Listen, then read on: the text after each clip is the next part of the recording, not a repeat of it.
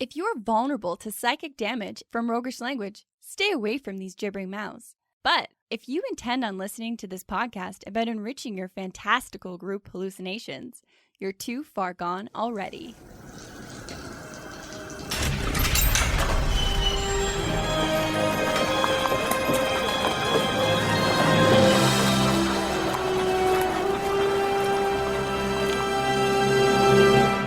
Your next game is going to be perfectly planned.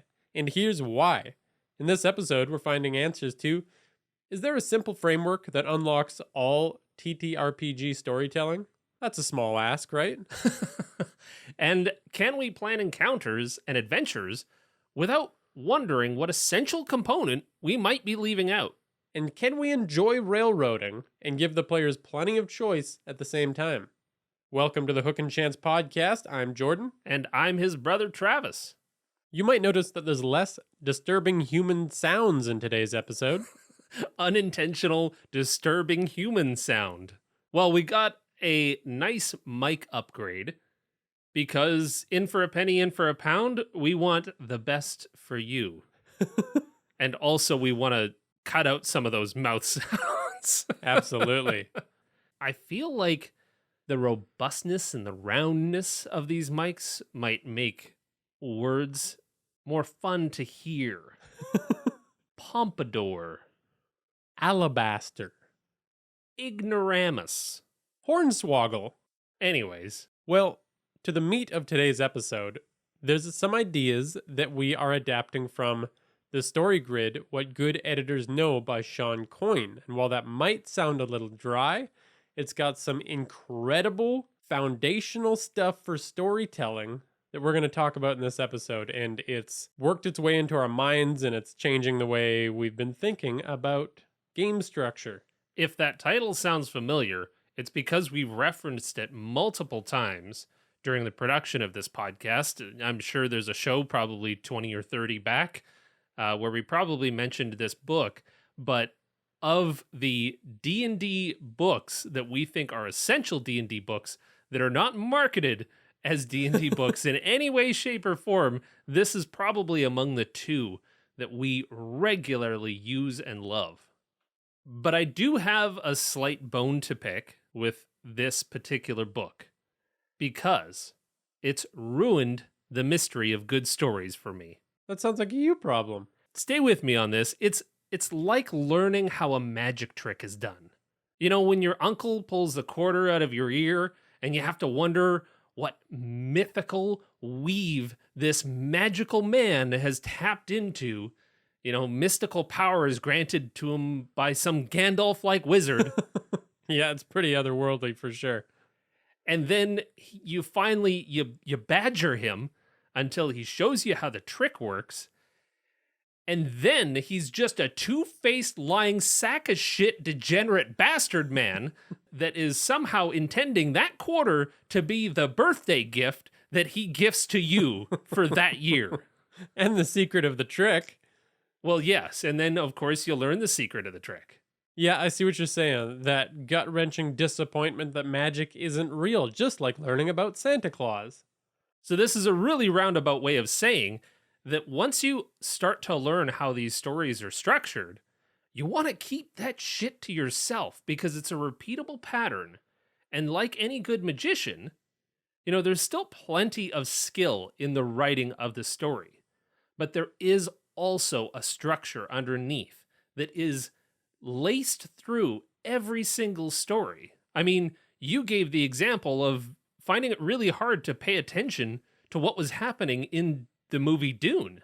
Yeah, we recently went to see that, and it was just after I'd kind of consumed this idea, and all I was doing was paying attention scene by scene for the structure. I kept gapping out on the actual content that was on the screen, so there's some chunks there for sure. So exploring this immediately launched us into trying this out in D&D, and weirdly enough, it of course works. It's a tried and true story structure. And this is just the coolest of techniques. And I don't know if I've been as jacked for an episode like this in a long time, because for me, this is one of those topics that made me just sit back and go, whoa, holy shit, this solves everything. So I'm really excited that we are going to share it with you today and that you're listening to this episode because I hope that you have the same reaction that I did. Yeah, it's made my prep a lot quicker because it just helps me fill in the blanks I often find myself having when I'm sitting there before a session thinking like, what's missing? What am I not remembering to put in here? Or what's going to make it pop? Well, the structure just does it for you.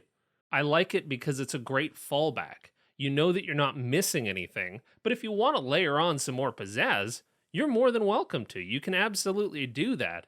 And personally, for me, I'm just a nerd for systems. Like, I want things to box. I want things to form into repeatable and reliable patterns because it makes my planning simple and easy. Ultimately, I'm really lazy and I like formulas. Fair enough. And I like it because it lets me layer on all of the wild wonders that are just jumbling up my brain meat. Yeah, it's a lot up there. So we're going to explore more of that in the Strategy Stateroom and really break down how this system works. And I can't wait to share it with you. This is the Strategy Stateroom, where inventive and cunning tactics are crafted for when they're needed most.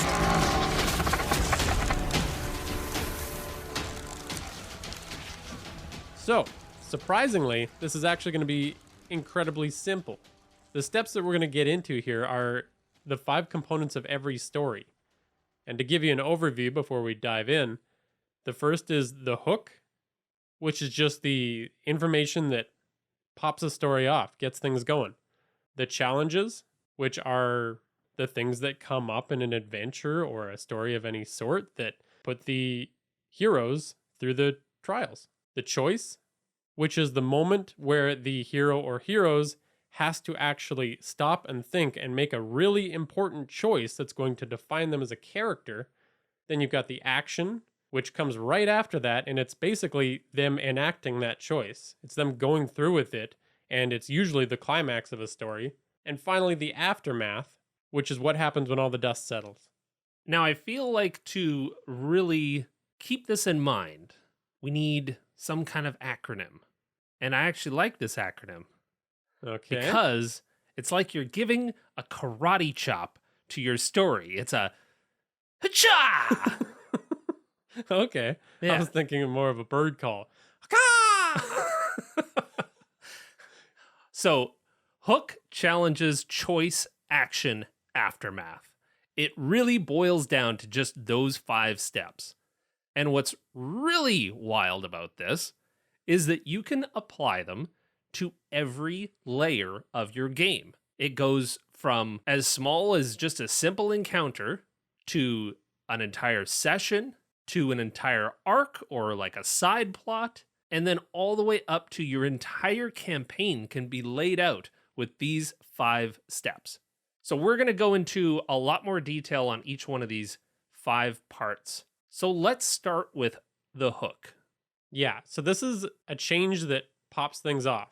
Things are cruising along, things are normal, and then something's got to happen, obviously, for a story to come out of it. It creates the question of what is going to happen. See, and I think that's the key piece. A question. A question has to be raised. What could happen? What is going to happen? What are the possibilities? Like, it has to grab the player's attention to want to explore that more, and that's why it's called a hook. And there's actually 2 types to break it down even further. It's important to understand these 2 types because then you can alternate between them and avoid accidentally creating predictable patterns in your worlds. So the first of these is a choice. This is the result of an active choice that some character in your world is making, whether it be the NPCs or the PCs. Let's say the butcher your rogue stole from sent agents to hunt down her heirloom, or a hunter approaches you for assistance with an elusive prey. That could be the hook of your story, your short adventure. So what you're saying is that something was kicked off via an intelligent creature's personal choice. Intelligence is intervening in the story. So I'm assuming the second type is opposite of that. The second type is coincidental or chance. So when something random happens in the world, or at the very least unexpected, like let's say there's a criminal that looks just like the party fighter, this is going to cause some trouble. This is one of those like a crevice opened up in the middle of town randomly. Yeah. And again, it's super important to go back and forth between these because it weirdly makes your world feel much more real. Because if you just go with one and a whole bunch of random stuff keeps happening, that feels weird. It makes the players feel like the entire world is catered to them. When castles are dropping out of the sky right next to them, dragons are just happening for no apparent reason to attack near them, or the crevice keeps opening up in town right next to them. Like, it feels like the DM is catering the entire world to them. But when results of their actions sometimes pop up in between there, it makes the world feel a lot more real. Yeah. And on the flip side of that, if all you do is respond to the player's choices, then they feel like there's no actual world around them and that they can just absolutely 100% be the authors of this thing. Yeah. But I don't feel like writing good story hooks is necessarily the challenge most DMs face. I feel like we as a collective are pretty good at coming up with how do I interest players? And that's really all we're trying to do here is how do we hook the player's interest into exploring more? Yeah. Because we need to get to challenges. These are the complications in the story. And there's some things to keep in mind that will help you decide what complications to introduce or even recognize when they're coming from the players. Because again, you can throw random ass complications at them all day, but that's not going to make a good story. I think what we're trying to go for here is this domino effect. And imagine each domino is just slightly larger than the last domino. They encounter a challenge, they solve the challenge. That challenge triggers another challenge, which is a little bit bigger, a little bit more complex, which topples the next one, and so on and so forth. So seeing that kind of through line is great. But at the very least, we need several challenges to stand in the way of the players of getting to their eventual choice. Totally. But yeah, that escalation you're talking about, Travis, is crucial. And I think that's exemplified if you think about it done wrong. So yes, a great story gets progressively more complicated. Things are getting more and more tense. It's creating that increase in stakes that you're always looking for. And the alternative is having Spider-Man pushed to the limit, barely saves Mary Jane from the Green Goblin, and then is late for school, and then comes back to fight the Green Goblin. Like, that's just a really weird de-escalation of the challenge. Yeah. Escalation is ideal. If we can't achieve one challenge triggering another challenge, then at the very least we can just make sure that the next challenge is just slightly a bigger deal than the first one. Yeah. And there's two types of challenges that you can introduce as well, and it's very much related to what we talked about for the hooks. So you've got choice or chance. Again, choice for a challenge is where either an NPC or a PC takes an action that changes the direction of the story. Sometimes when the PC does it, this can be the moments that are demanding of you, the DM, to be flexible, to adapt. It's the whole reason we're playing a collaborative game here, not just writing a novel. And this is great because, again, like we previously mentioned, this makes the player feel like they have a real impact on the world. Oh shit, my decision just affected what happened in this world. Yeah. I feel like this world is real. This challenge arose because of what I did. Yes. And the other side of it is chance, and that's where the world provides new information that changes the story. This is like clues in a mystery. When you do your DM prep and you have something going on in the background, it's each time you give a bit of that knowledge to the party. Yeah, this would be like the players are on their way to somewhere, and through no choice of their own, they find out that the road is actually blocked and they're going to have to go around, or something like that. This is the world throwing new challenges at them, as opposed to them triggering something. Yeah. And again, this is what makes the world feel like it is a little bit indifferent to them, like it has its own life. There's things happening here that aren't just all about you, you selfish assholes. That's what I like to tell my players. Yeah, that's how you have such wicked DM charisma at the table. You just constantly berate your players. Shut things down with my temper. Yep. And again, now that we know what the two types are, we can switch back and forth and create a richer world. Because you know that feeling where a game starts to seem repetitive? Well, it's because only one of these is happening. A sandbox style game is really when just too many of these challenges are character choices. Yeah, it starts to have that like Truman Show-esque vibe where everything just seems to be placed for the player characters and them alone. Yeah. Whereas the flip side is too many of those chances results in a game feeling too linear, not about anything that the characters are actually doing, just like an unpredictable maelstrom of information. And this is where players start to complain about feeling railroaded, like it doesn't matter what choices they made because the DM has already figured out what the story is. Yeah. So this brings us around to decision. This is where things hit a crossroads. It's where a massive choice comes up for the party to make, or the heroes. And typically, in almost every example of this, the characters and the players know there's two paths forward, and whichever one they take is going to help define the characters. This is worth spending some time on because that last little bit, that's key, is that it defines the characters in what choice they make. And this usually means that there needs to be a little bit of stakes to it. It's not the decision of, do we take the left or the right path? It is, do we save this person and risk this happening? Yeah. And it's always got to be something a lot richer than between good and bad or life and death. And it's even better when it's worked into the character values. Like if you've got a character that's struggling with their friendship or their growing power, then, put a choice in front of them that makes them choose between those two things. And I don't think we want to give the impression that this always has to be some kind of massive, dramatic, crazy choice. It could be as simple as the choice between two magic items, one that does more damage and one that persuades people better or gives you advantage on a skill. But that in and of itself is a choice.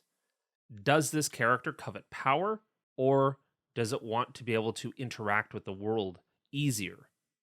But those stakes can obviously be scaled up to world-affecting consequences and world-affecting choices that will play out for decades more. So anywhere between there is really a great place to be. So don't necessarily worry about having to craft these incredible choices that are going to stump and confuse players forevermore, because even the small ones hint towards some kind of character development.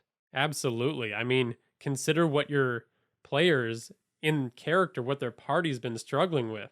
Are there some of them that have been leaning more towards the murderous rampage style of play, but others that are trying to convince those characters to walk a more righteous path? Well, a good choice is going to create some amazing roleplay opportunity and help define the party with what decision they make.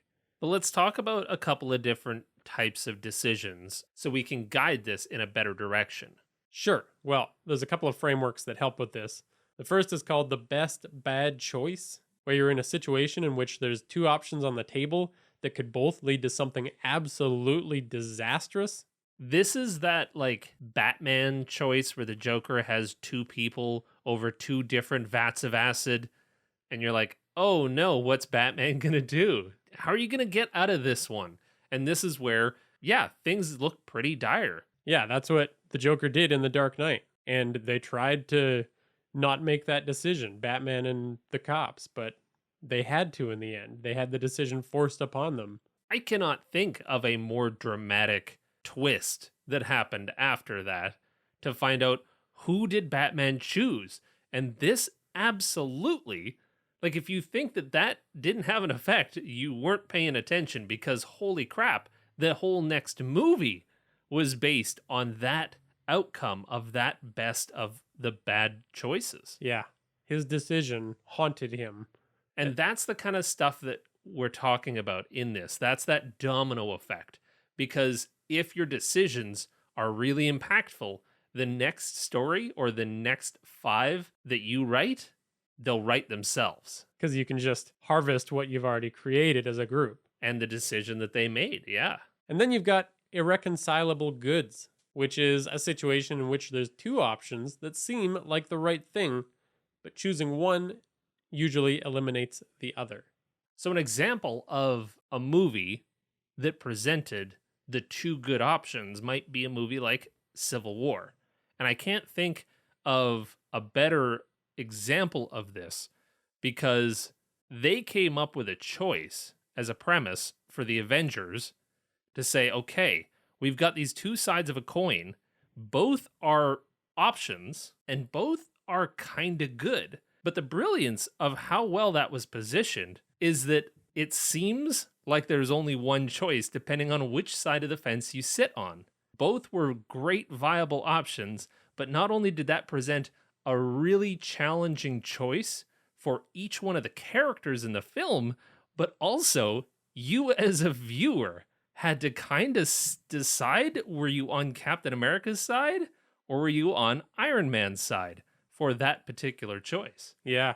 Yeah, that's fair. And like you said, every character had to make that choice. Some of it we saw on screen, some we didn't. But yeah, everybody had to deal with which good is the better good. So ultimately, that's what we're trying to do. We're trying to present a decision for the characters so that we can trigger action based on that decision. Right.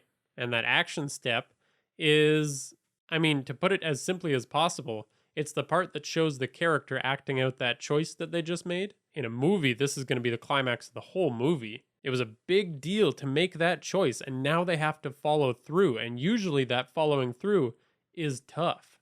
That's why it was a hard choice.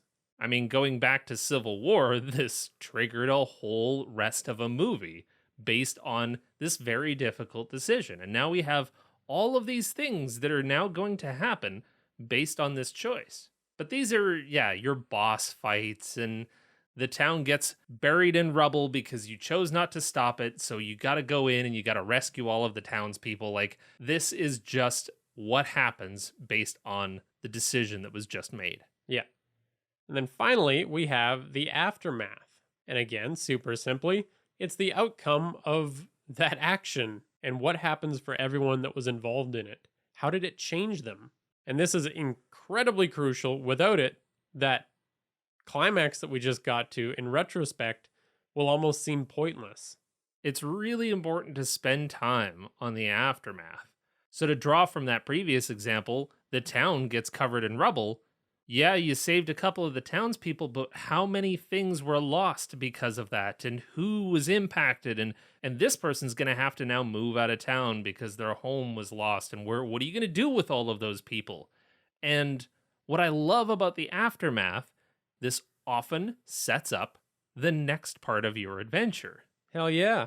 So these 5 steps: hook, challenges, decision, action, aftermath. We're going to repeat it so that it is second nature to you, because it's gotta be if we're going to make this really, really valuable and start to go micro to macro. Like we kind of alluded to earlier, this can be used on any level. You can use it in an individual encounter all the way up to the entire framework of your whole campaign. Haka! As a refresher, It's not a bird call. It's like a karate chop. It's a judo chop. sure, you're judo chopping a bird and it's letting out a call of distress. All right. What we're going to do now is we're actually going to break this down and put it into practice. So Jordan and I have both prepared just small encounters. Like on the smallest of scales, we're going to use this framework to build an encounter.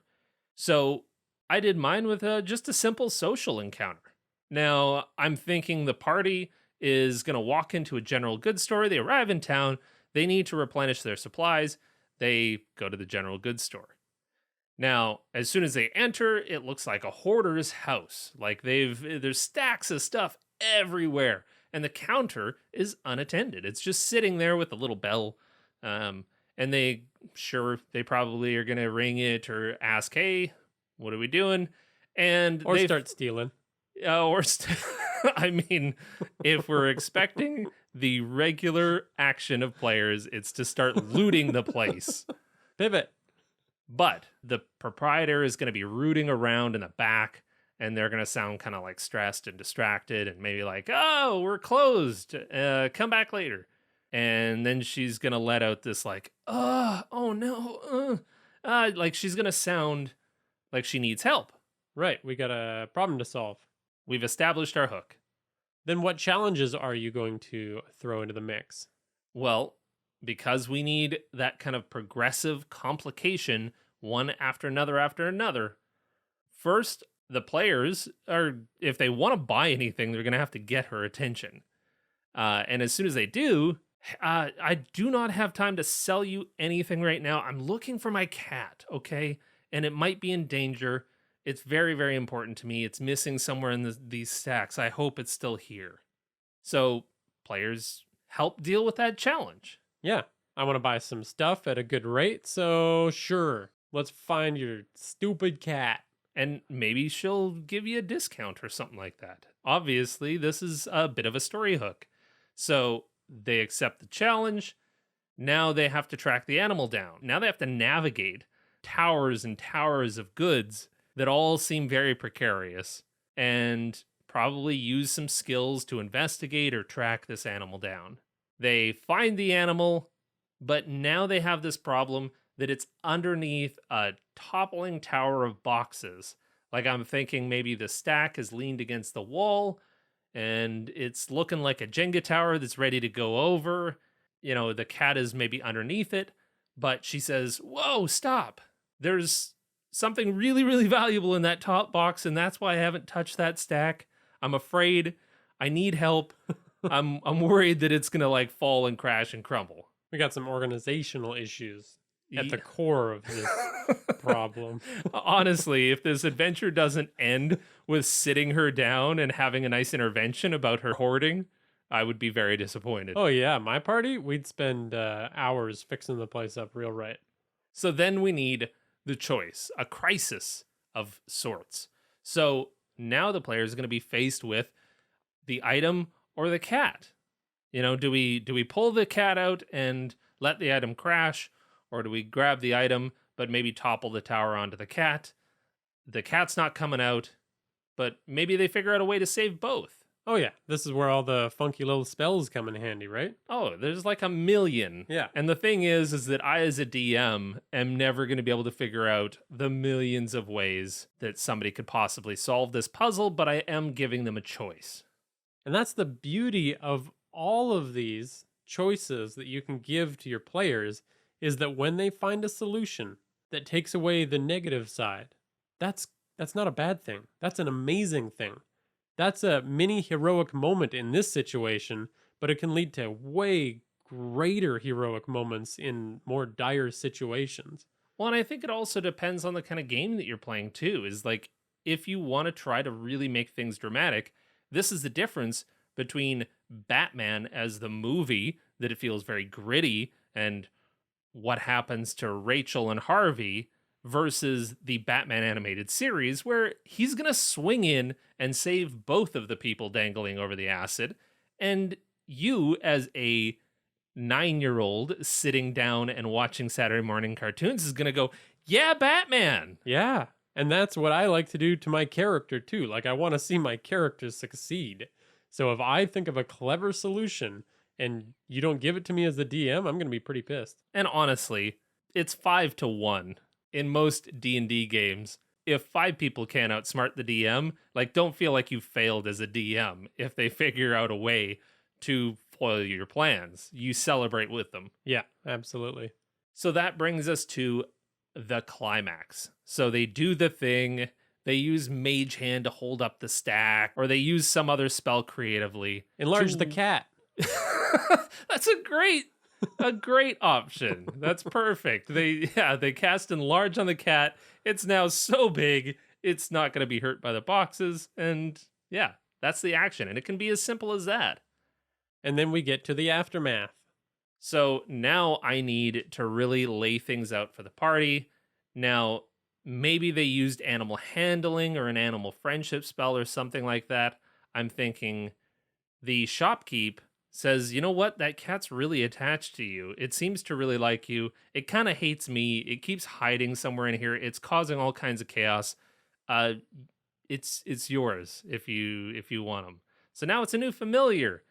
If they save the cat and let the item smash, then the cat that they saved actually has like a pearl of power on its collar. And cool, like we got something from saving the cat. Yeah. If they killed the cat, I can't imagine this. Like this is terrible. But like do it. they drop the stack, the cat runs off, it gets scared, and it's never seen again.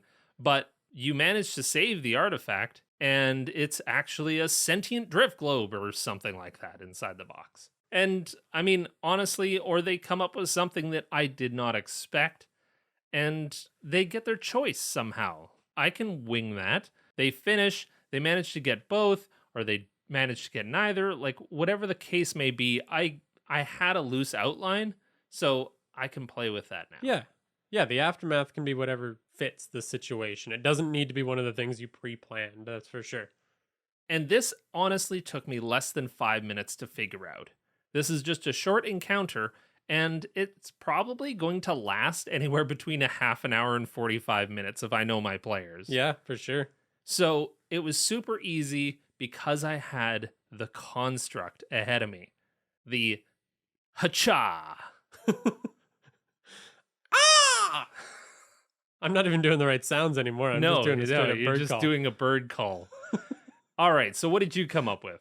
Well, I wanted to do kind of a more classic combat encounter and see if this could spice it up a little bit.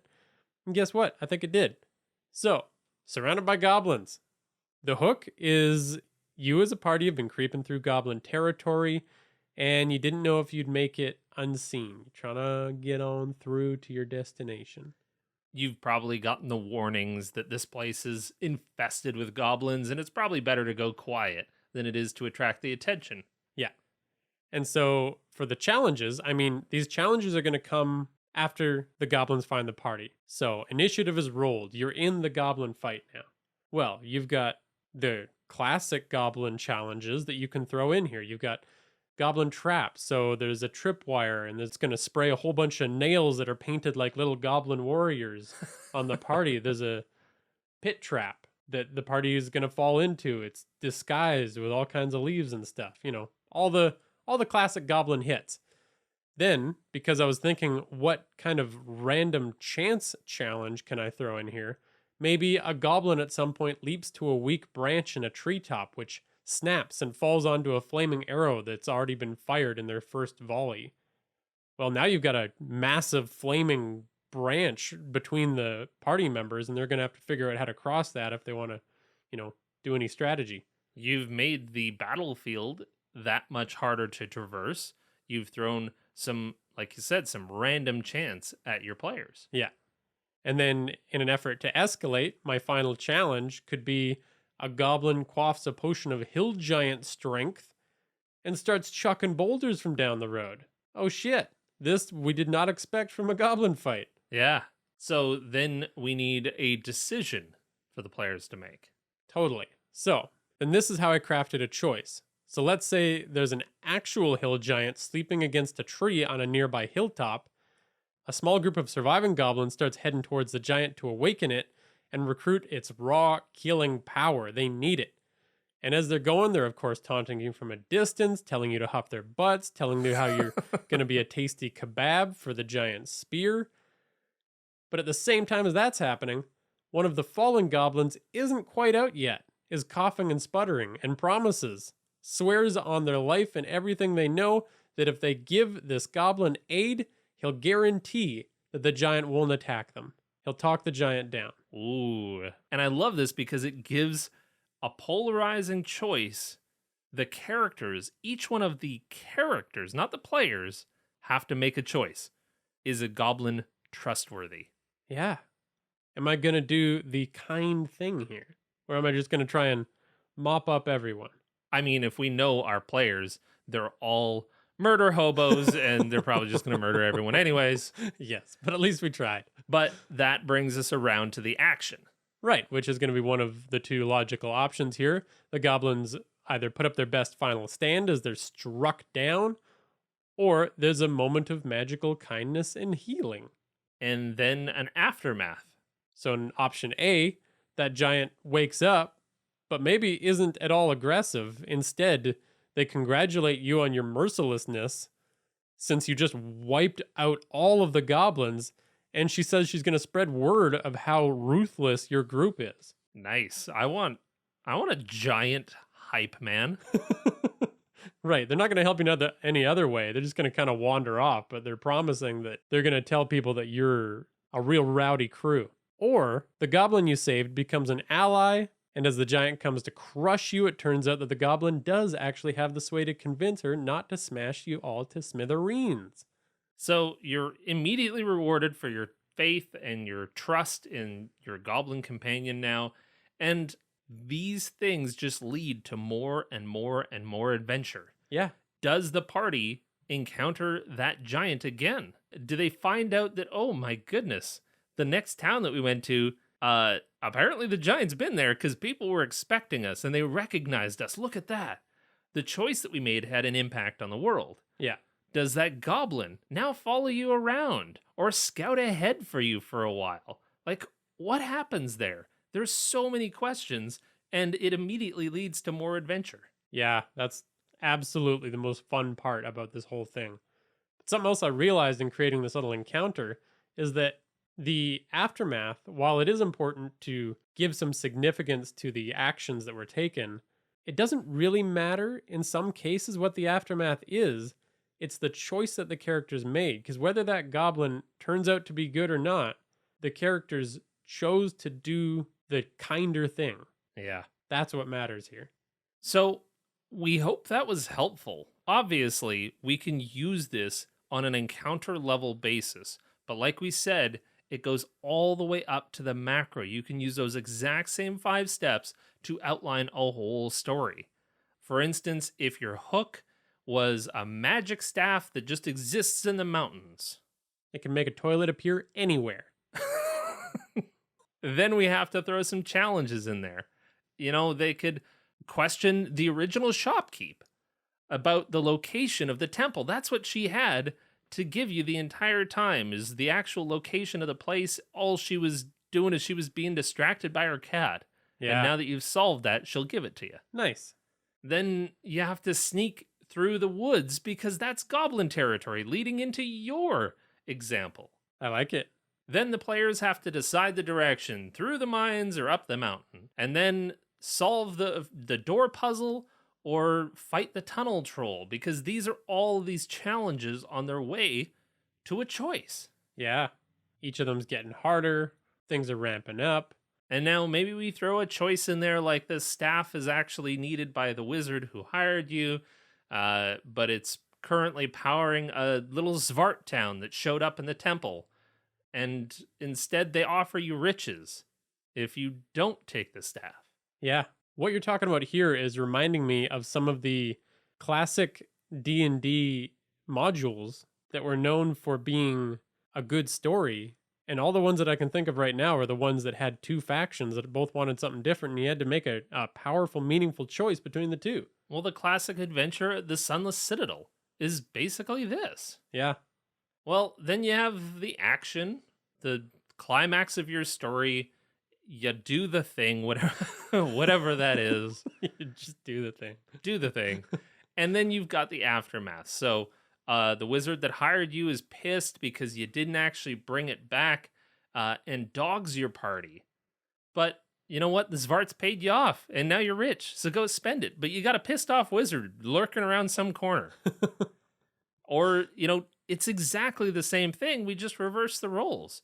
The wizard is happy but you swear that there's tiny footprints wherever you go. There always seems to be ahead of you because you've displaced an entire town of Zvarts, and they're now looking to topple some canyon on top of your noggin. Yeah. So really the choice here is choose your future enemy, a powerful wizard or 50 little gremlins that are running around causing trouble. And we can finally settle the debate as to whether or not a single grown adult person could take on 50 children. Yeah. Thank you, D&D, for helping us with this. I'm going to find a solution that pits the wizard against the Zvarts and come out on top. Well, there we go. Our players figured out a creative solution. And the point being that this happens whether or not we acknowledge it. Because we can either acknowledge it and direct it and make good choices and tell compelling stories, or we can just not acknowledge it and wonder where some of these pieces might be and not really feel all that fulfilled by the stories that we're telling. Right. If we keep presenting flat choices because we don't know what we're really stumbling through, and it just starts to lose that sparkle that we want from our D&D games. So we need to maintain that sparkle. We need to make sure that we're doing this with intention. So one more time, close your eyes, imagine it. Ha-cha! Haka! Hook challenges choice, action, aftermath. And speaking of sparkle, thanks to all our sparkly patrons. Indeed. We love you all. You've helped us create an amazing podcast that we're so proud of, and we're proud of you for being a part of that. Thank you so much, Michelle T., Stephen V., Alan E., Matthew T., Felix R., Chris F., The Senate, Lucas D., Lila G., the GM Tim, Thomas W., Tyler G., Tyen, Heavy Arms, Eric R., Aldros, Leprechaun, and of course Will HP. Thank you all so much. And did you know that you can join these patrons? We on our Discord have regular hangouts that we do every 2 weeks. And what I think I've noticed is that people that like this show tend to be people that think kind of the same. They are story over mechanics kind of folks, and they just want to tell good stories. But guess what? There's actually a whole Discord server full of people like that can help you as a DM or as a player. Honestly, we have channels for both.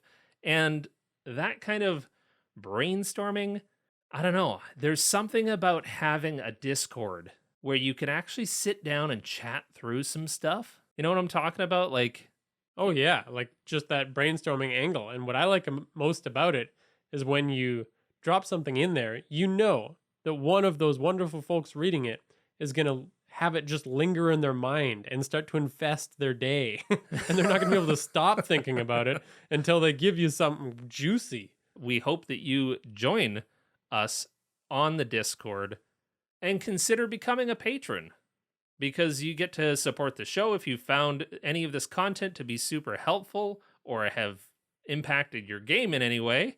Yeah, we would love to see you support the show, but either way, we're going to be here doing our best to come up with more of this same kind of content. Thanks also to Tabletop Audio for the sound effects that you heard in this episode. And please feel free to let us know any of the story-related tips that you've got. You can find us on Twitter, Facebook, Instagram, or Reddit at Hook and Chance. If you've got an idea for another episode that you'd like to hear, you can let us know on that awesome community of players and DMs on that Discord.